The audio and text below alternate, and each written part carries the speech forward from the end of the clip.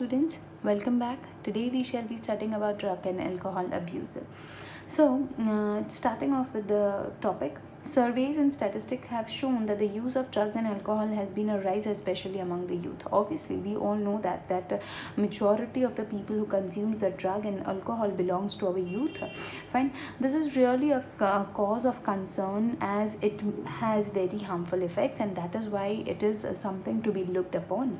Proper education and guidance is obviously necessary for the youth to safeguard themselves against this dangerous behavioral pattern and follow a healthy lifestyle. Fine, if they fall into this, they will never be able to come out of this, and that is why proper education and proper guidance for this is very important for staying themselves, like for keeping themselves healthy and having a proper lifestyle. And even because of this, there may occur mental and behavioral problems in a given individual, and that is why in order to have proper behavioral pattern, then and then only the person will have a healthy lifestyle. The drugs which are commonly abused, that is which are commonly consumed, includes the opioids, the cannabinoids, and the coca alkaloids. That is basically the word that we use for this is cocaine. Fine. So cocaine, opiates, and cannabinoids are the drugs which are basically consumed. Majority of them are obtained from the flowering plants. Majority of them are obtained from the flowering plants, that is the plant which bears the flowers, and some of them are even obtained from fungi. First of all, we shall be talking about the opioid drugs. When we talk about the opioid drugs, this drug, when gets inside of a body, which binds to specific opioid receptors present in the central nervous system. A very important question again, where does this opioid drugs go and attaches themselves? Where is their receptor site? Fine, where do they go and attack? So basically this, when we talk about them, the opioid drugs, they have their receptor in the central nervous system, that is the brain, and the spinal cord is the one which has the receptors for them, and even the gastrointestinal tract. Now, when we talk about this opioid drugs, it has heroin in it. Fine, heroin, which is commonly also termed to be a smack, उसको हम क्या बोलते हैं, heroin को smack भी बोलते हैं. इस केमिकली, उसका केमिकली जो नाम होता है वो क्या होता है, डाई एसिटाइल मॉर्फाइन. क्या होता है, तो di acetyl morphine, which is a white orderless bitter crystalline compound. White होता है, उसमें से कोई स्मेल नहीं होती, ऑर्डरलेस बिटर मतलब में कड़वा रहता है, क्रिस्टल्स जैसे कि सॉल्ट के क्रिस्टल्स होते हैं, वैसे ही सेम वे वैसा ही होता है, जिसको स्मैक भी बोला जाता है. और जिसको मतलब में इसका केमिकल नाम क्या है, तो diacetyl morphine and even term to be as heroin. Fine, this is obtained by the acetylation of morphine. जो मॉर्फाइन होता है उसमें कौन सी प्रोसेस की जाती है, एसिटाइलेशन की प्रोसेस की जाती है, और फिर मिलता है मॉर्फाइन. नाउ उसमें फिर क्या मिलता है, तो दैट इज़ डाईएसिटाइल मॉर्फाइन. जो मॉर्फाइन होता है उसमें क्या किया जाता है, एसिटाइलेशन, और फिर मिलता है डाईएसिटाइल मॉर्फाइन, जिसको हम हीरोइन या स्मैक कह सकते हैं, which is extracted from the latex of the latex of the Poppy plant. Which plant, the Poppy plant. That is it is it's scientific name. The scientific name of the opium poppy plant is nothing but Papaver somniferum. ये याद रखना, Papaver somniferum.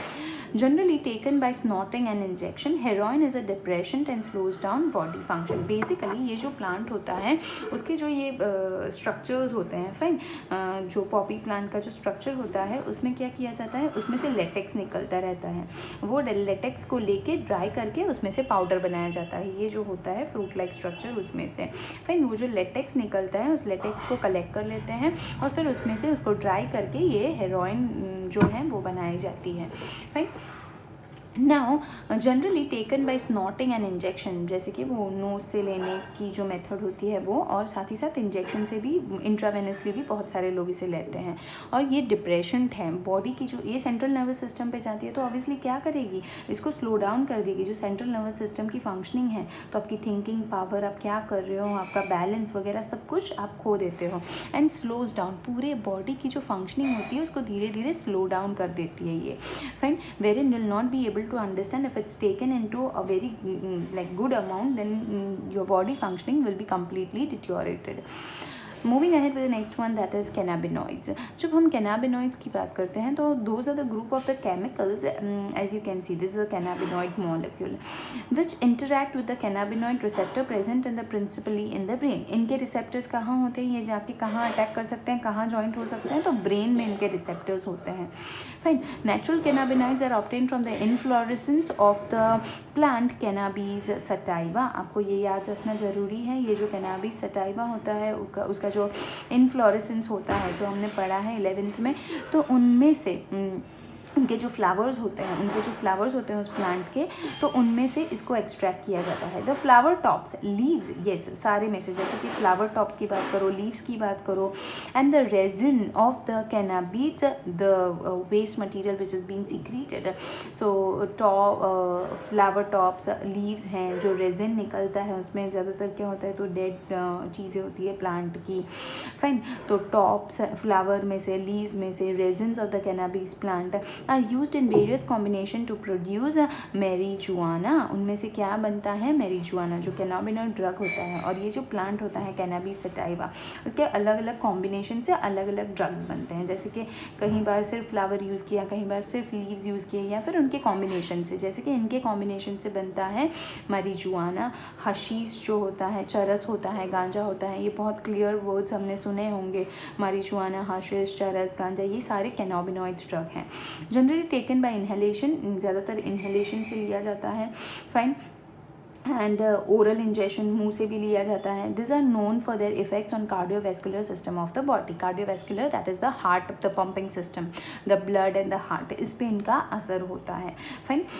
Similarly, moving ahead with the next one, that is alkaloid, that is coca alkaloid, which also we term to be as cocaine. Fine. तो जब cocaine की बात करते हैं, it is obtained from the plant that is coca plant. Which plant? That is the coca plant. That is the plant is Erythroxylum coca. Erythroxylum, this is the scientific name. So आप जब लिखोगे underline करना. तो Erythroxylum coca, native जो plant हमें south America से में native है उधर उसका. It interferes with the transport of the neuro transmitter dopamine. जो न्यूरो ट्रांसमीटर होता है, न्यूरो ट्रांसमीटर मतलब में ऐसा एक केमिकल सब्सटेंस जो एक न्यूरॉन से दूसरे न्यूरॉन तक मैसेज ले जाता है, न्यूरॉन्स में मैसेज ट्रांसफ़र करता है. तो ये जो न्यूरॉन डोपामाइन क्या है, तो it is an hormone, it is an neuro transmitter basically present in the brain. जो ब्रेन के अंदर जो ट्रांसमीटर होता है, जो एक न्यूरॉन से दूसरे न्यूरॉन तक मैसेज पहुँचाता है, that is dopamine. And when we talk about this cocaine, commonly also termed to be as coke or also termed to be as crack, is usually snorted. It is snorted and it is being taken. Fine. Then it has a potent stimulating action on the central nervous system. इनकी जो action होती है वो कहाँ होती है, तो central nervous system, that is brain and spinal cord. जैसे हमने देखा कि वो क्या करता है, न्यूरो ट्रांसमीटर को, जो मैसेज पहुँचाने वाला जो न्यूरो ट्रांसमीटर है, ये इस पर असर करता है, और ये न्यूरो ट्रांसमीटर ब्रेन में प्रेजेंट होता है. फाइन. तो इसकी वजह से इसकी काम को रोक देता है, जिसकी वजह से हमारी पूरी नर्वस सिस्टम, पूरी जो ब्रेन सेंट्रल, ये जो स्पाइनल कॉर्ड है, ब्रेन है, उसका फंक्शनिंग स्लो हो जाता है. Fine. Producing a sense of, उसकी वजह से कैसी सेंस आती है, that is euphoria and increased energy. बहुत इंक्रीज्ड एनर्जी होती है, जैसे आपके अंदर बहुत ज़्यादा इंक्रीज्ड एनर्जी हो गई है, हेल्यूसिनेशन जैसा आपको लगने लगता है. फाइन. आप कौन सी वर्ल्ड में है आपको समझ में नहीं आता, you feel like that you are out of this world. Fine. Excessive dosage of cocaine causes hallucinations. Yes, वही चीज़ है कि हेल्यूसिनेशंस होने लगता है तरह तरह के, जैसे कि हम देख सकते हैं कि you may not know in which world you are, what are you doing. So hallucinations. Other well known plant जिनकी वजह से हेल्यूसिनेशन जैसा हो सकता है, तो वह है एट्रोपा प्लांट. फाइन. एंड धतूरा प्लांट. ये जो सारे प्लांट है उनमें भी ये हेल्यूसिनेशन प्रॉपर्टी होती है, तो ये भी ड्रग्स की तरह से यूज़ किया जाता है. फाइन. एंड ये जो कैनाबिनॉइड्स होते हैं, वो कोकेन वगैरह जो होता है, जिसको कोक क्रैक भी कहा जाता है, वो मेजॉरिटी आजकल जो स्पोर्ट्स पर्सन होते हैं उनमें देखी जाती है. Fine. Now we talk about the other drugs such as barbiturates, then we have amphetamines, we have benzodiazepines and other similar drugs. So such kind of drugs that are normally used as medicines, these are basically the ones which you will be seeing in the prescriptions too. Medicines to help patients cope up with mental illness, जिनको mental illness होती है, depression वगैरह होता है, जिनको नींद नहीं आती, इंसोमिया वगैरह होता है, आर ऑफन अब्यूज्ड. ऐसे ड्रग्स उनको दिए जाते हैं बट स्मॉल अमाउंट में दिए जाते हैं, and that is for curing purpose and that is not illegal. Now morphine is very effective sedative and pain killer. जब मॉर्फाइन की हम बात करते हैं तो as a point of view of medicine, तो ये मॉर्फाइन बहुत इफेक्टिव है in order to reduce the pain that a person is having. Suppose उनकी सर्जरी हो गई है या फिर उनको ऑपरेट किया गया है, तो उनके बाद उनको ये मॉर्फाइन दी जाती है, जिनके पेन किलर बहुत अच्छी प्रॉपर्टी होती है इनमें. फिर सेवरल प्लांट्स, फ्रूट्स, बहुत सारे प्लांट्स हैं, उनके फ्रूट्स हैं, सीड्स हैं, में क्या होता है, हेलुसिनोजेनिक प्रॉपर्टीज़ होती हैं, और वो हंड्रेड्स ऑफ ईयर्स से हम यूज़ कर रहे हैं. दैट इज़ फोक मेडिसिन्स में जो मेडिसिन्स बनती हैं, लाइक छोटे लेवल पे जो लाइक आयुर्वेदिक वगैरह में क्या किया जाता है, तो उसका यूज़ किया जाता है. ऐसे बहुत सारे थिंग्स हैं. फिर रिलीजियस सेरेमनीज़ हैं. रिलीजियस सेरेमनीज़ एंड रिचुअल्स की बात करो तो जैसे कि वो भांग पी जाती है, तो उसमें भी ऐसे प्लांट को क्रश करके डाला जाता है. तो that is some drugs are being used in such a way also, but that has some or the other form of religious और medicinal purposes और rituals की तरह से उनको यूज़ किया जाता है. बट उनको जब मेडिसिन के लिए यूज़ किया जाए, छोटे अमाउंट में यूज़ किया जाए, तो वो ओके रहता है. But when these are taken for a purpose other than medicinal use or in amounts or frequency that impairs one physical, physiological और psychological function, उनके फिजिकली उनको अफेक्ट हो रहा है, फिजियोलॉजिकली अंदर के बॉडी फंक्शनिंग में प्रॉब्लम हो रही है, या साइकोलॉजिकली उनके ब्रेन पे इफेक्ट हो रहा है, उनके माइंड पे इफेक्ट हो रहा है, तो ये उसे ड्रग अब्यूज़ कहा जाता है. क्या कहा जाता है? Drug abuse. जब नॉर्मल लेवल पे कुछ रीज़न की वजह से ली जाती है, मेडिसिनल चीज़ों की वजह से, रिचुअल्स की वजह से, तो that is okay, but it should not be taken in amounts और frequency that can harm physical, psychological और physiological functioning of any of the person, and then on it is term to be as drug abuse. क्या बोलते हैं? Drug abuse. अब जब हम smoking की बात करते हैं तो ये हम सबको बहुत पता है कि भाई ये आजकल की एक फ़ैशन हो गई है, but it should not be considered as a fashion nowadays, rather it should be taken very seriously. It paves the way for hard drugs. Fine, जब स्मोकिंग स्टार्ट होती है उसके बाद ही हार्ड ड्रग्स लेना सब शुरू करते हैं. तो tobacco has been used by human beings for more than 400 years. ये तो हम सबको पता है, टोबैको की इतनी एग्रीकल्चर होती है, उसके क्रॉप्स इतने ग्रो किए जाते हैं, बट वो 400 सालों से उसको ग्रो किया जाता है. उसको स्मोकिंग में, उसको बीड़ी वगैरह में भी यूज़ किया जाता है. फिर सिगरेट्स हैं, या फिर उसको डायरेक्टली च्यू किया जाता है, और उसको फिर नाक से स्नॉट किया जाता है, स्नफ लिए जाते हैं उसके. Fine, so tobacco contains a large number of chemical substance including, उसके अंदर बहुत सारे केमिकल कंपाउंड्स होते हैं, जैसे कि निकोटाइन होता है उसके अंदर. फाइन, निकोटाइन क्या है? तो एक तरह का अल्कलॉइड है. वो क्या है? एक तरह का अल्कलॉइड है. अब nicotine stimulates adrenal gland. Nicotine कहाँ जाएगा? तो वो जाएगा अपने एड्रेनल ग्लैंड के पास, जैसे कि जो किडनी के ऊपर जो ग्लैंड होता है ऐसे कैप जैसा, तो उसको बोलेंगे हम एड्रेनल ग्लैंड. एंड ये रिलीज़ करता है एड्रेनालाइन और नॉन एड्रेनालाइन. क्या इसीलिए ये जो एड्रेनल ग्लैंड होता है वो सीक्रेट करता है एड्रेनालाइन एंड नॉर एड्रेनालाइन. और ब्लड सर्कुलेशन में जैसे कि एक है तो ये हार्ट बीट को इंक्रीज़ करेगा, तो ये हार्ट बीट को डिक्रीज़ कर देगा. फाइन, जब हमारी इमरजेंसी सिचुएशन होती है तो both of it raises blood pressure and increases the heart rate.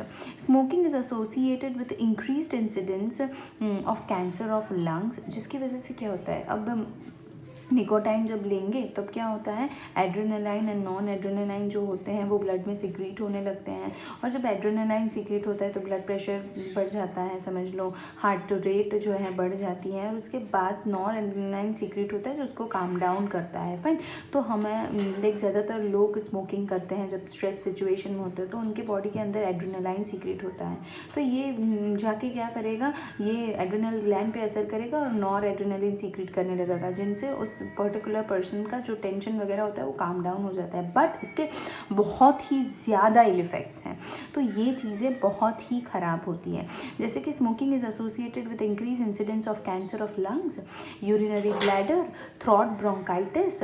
Fine, throat का ब्रोंकाइटिस है, यूरिनरी ब्लैडर का है, फिर थ्रॉट का कैंसर हो सकता है। जैसे कि कैंसर किन किन जगहों का, लंग्स का, यूरिनरी ब्लैडर का, थ्रॉट का हो सकता है, ब्रोंकाइटिस हो सकता है, fine, that is inflammation in the bronchus.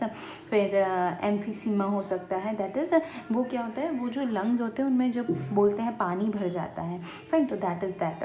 Then coronary heart के रिलेटेड बहुत सारे प्रॉब्लम्स होते हैं, गैस्ट्रिक अल्सर्स, हमारे जो पेट वगैरह में हैं वो अल्सर्स होने लगते हैं, etcetera. Tobacco chewing is associated with increase risk, अब चूइंग करते हैं तो उनको ओरल कैविटी का कैंसर हो सकता है। स्मोकिंग की वजह से क्या होता है, कार्बन मोनोऑक्साइड अपने ब्लड में इंक्रीज होता है और उसकी वजह से जो ऑक्सीजन, हीम बाउंड ऑक्सीजन होता है वो रिड्यूस होने लगता है, तो this causes oxygen deficiency in the body. Oxygen की डेफिशिएंसी होगी तो हमें टायर्डनेस फील होगी, तो ये सारे इसके साइड इफ़ेक्ट्स हैं, तो ये लेना बहुत बहुत बहुत ही गलत है। और इसकी जब एब्यूज़ हो जाए, ये इसकी जब आदत हो जाती है, तो that is going to kill a particular person, fine, kill as in it can cause so many problems, and ultimately that person is not going to have a healthy balanced life. When one buys a packet of cigarette, it cannot be missed with the statutory warning, उसके ऊपर ही खुद warning लिखी होती है, that is smoking is injurious to health. So yet smoking is very prevalent in the society, both amongst the youth as well as the old. Knowing the dangers of smoking and chewing tobacco and its addictive nature, the youth and the old need to avoid these habits. Yes, obviously हमें पता है, उस पर लिखा है, फिर भी हम क्यों कर रहे हैं? जस्ट बिकॉज हमारा कल्चर जिसमें हम रह रहे हैं वो आपको प्रोवोक करता है, आपके फ्रेंड्स आपको प्रोवोक करते हैं, तो ये सारी चीज़ें समझना ज़रूरी है कि ये हमें ही बाद में हार्म करेगा, तो that is not going to work. Fine, any addict requires counselling and medical help to avoid get rid of this habit. Drugs की हो, स्मोकिंग की हो, तो उसके लिए काउंसलिंग करना ज़रूरी है, उसकी जो मेडिसिन आती हैं वो लेना ज़रूरी है, पर और आजू बाजू के पीपल को भी आपको पता हो उसके हार्म इफेक्ट्स, तो बताना बहुत ज़रूरी है।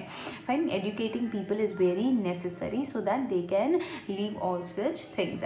We shall in the coming class study about adolescence, drug, alcohol abuse, addiction, dependence, effects of drugs and alcohol abuse, and so on. Thank you.